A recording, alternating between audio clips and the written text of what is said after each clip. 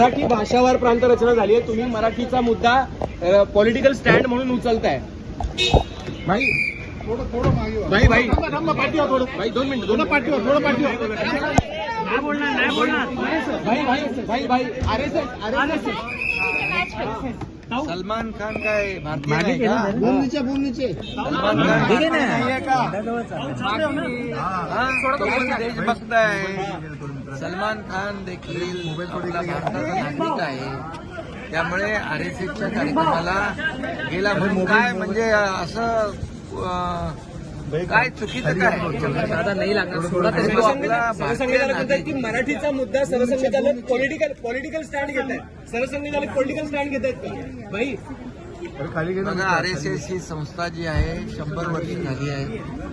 RSS ही संस्था एक देशभक्त राष्ट्रभक्त म्हणून त्यांचं आरएसएसला आपण गेले अनेक वर्ष पाहतोय.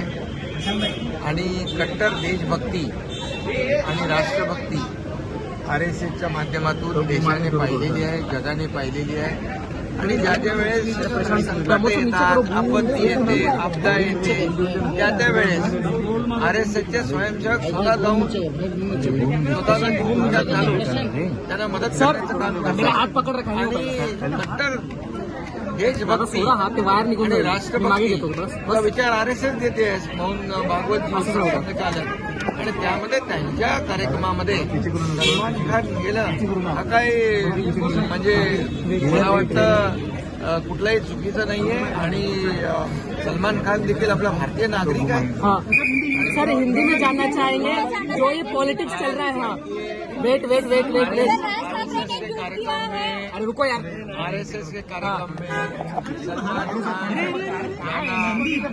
जाना ये कौन सा सवाल हो सकता है?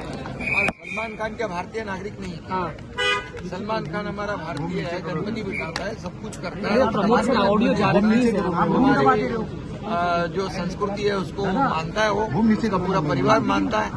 और इसलिए आरएसएस एक देशभक्त और कट्टर राष्ट्रभक्त भक्ति दर्शाने वाले आरएसएस है जिसको 100 साल हुए हैं.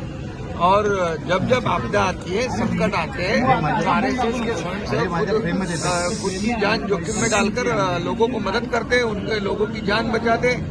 और इसीलिए आरएसएस के सरसंघचालक मोहन भागवत जी का जो कार्यक्रम था उसमें सलमान खान ने